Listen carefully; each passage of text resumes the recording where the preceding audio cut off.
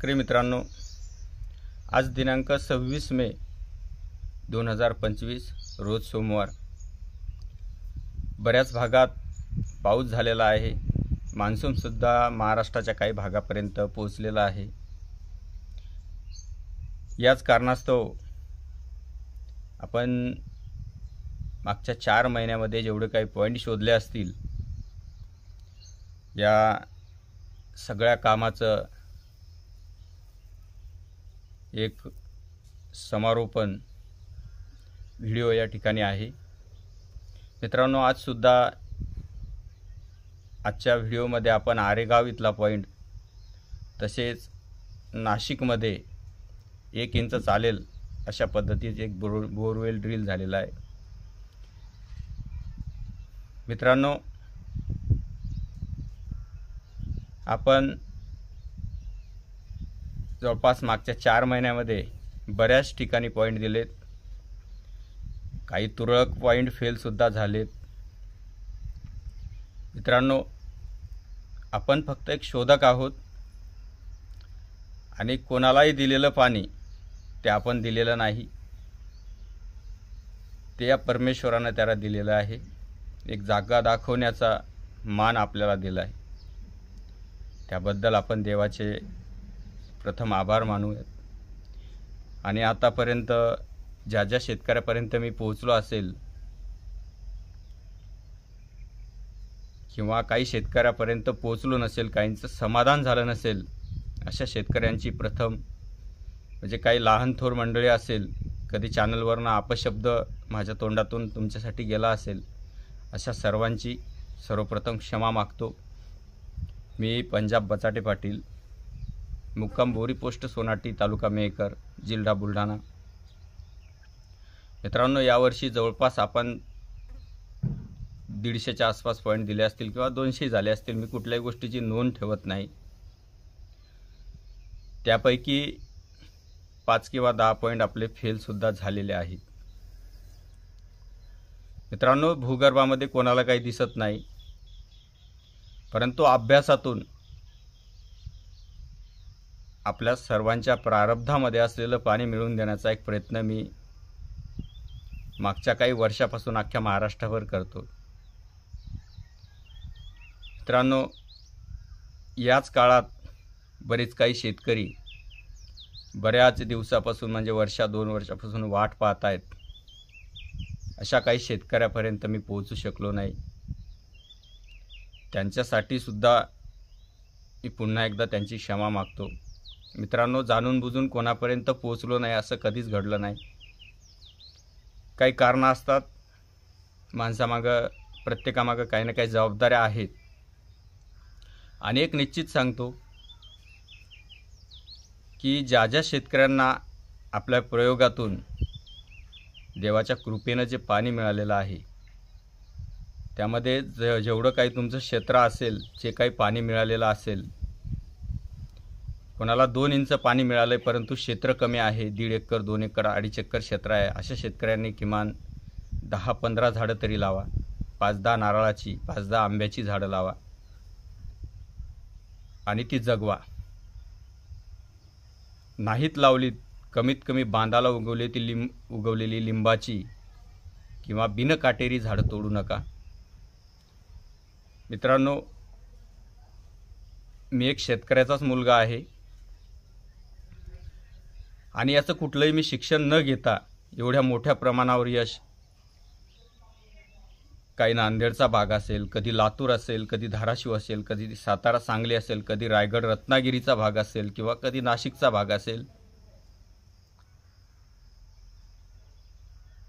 कधी वैजापूर गंगापूरचा भाग असेल। वैजापूर गंगापूरमध्ये म्हणाव तेवढं यश आपल्याला मिळालेलं नाही, त्याची मला खंत आहे। परंतु एवढ्या सगळ्या भागाचा ना कुठला खडकाचा अभ्यास आहे, ना कशाचा अभ्यास आहे, तरीसुद्धा 95-96% सक्सेस होणं ही काही साधी गोष्ट नाही। आणि हे सगळं फक्त देवाच्याच कृपेनं शक्य होऊ शकतं, हे आज मला तुम्हाला या व्हिडिओच्या माध्यमातून सांगायचं आहे। मित्रांनो, मी देवाला मागताना सुद्धा झाडं लावण्यासाठीच पाणी मागितलेलं आहे। आणि कोण 2,000 3,000 2500 कोण नसतीलही दिले, तर ही त्या पाण्याची किंमत नाही. हे तुम्ही सौखुशीनं दिलेलं भाडं तोडं किंवा खर्च पाणी जे काय असेल ते. परंतु खरंच या पाण्याची तुम्हाला परतफेड करायची असेल तर झाडं लावा, झाडं जगवा. आणि असलेली झाडं तोडू नका. कोणी तोडत असेल तरी त्याला विरोध करा. सरकार झाडांसाठी सबसिडी देते, दरवर्षी रस्त्यानं झाडं लावते. ती झाडं आपण तोडू नका.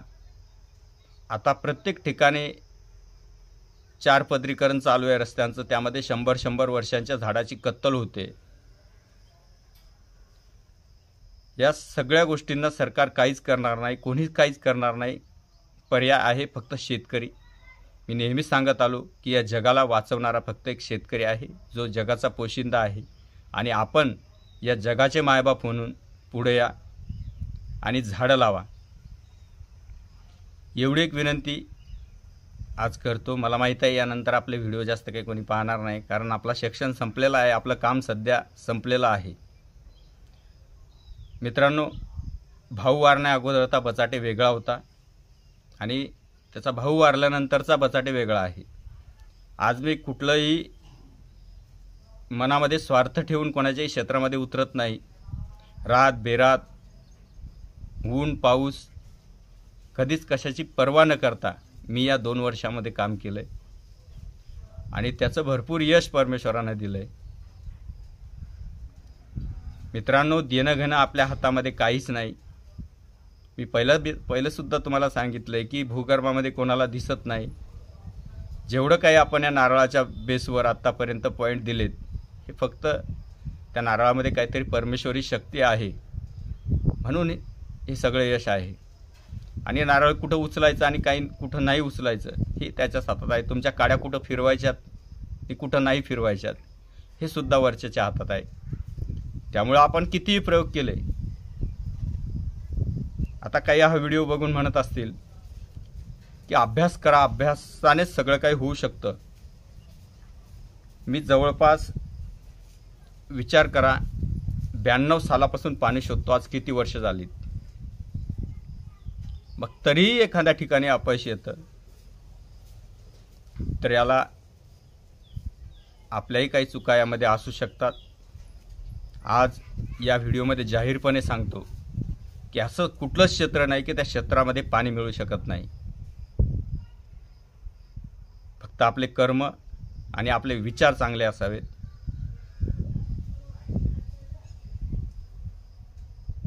मित्रांनो,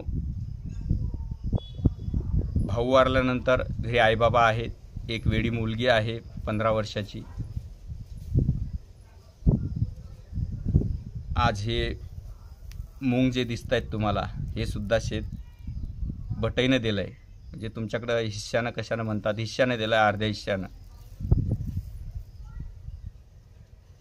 गॅरेजला मी कधी जात नाही, कारण असं वाटतं की आपल्यामुळं कुठंतरी 100-200 कुटुंब आनंदात राहतील. त्यासाठीच एक स्वप्न डोळ्यामध्ये आहे.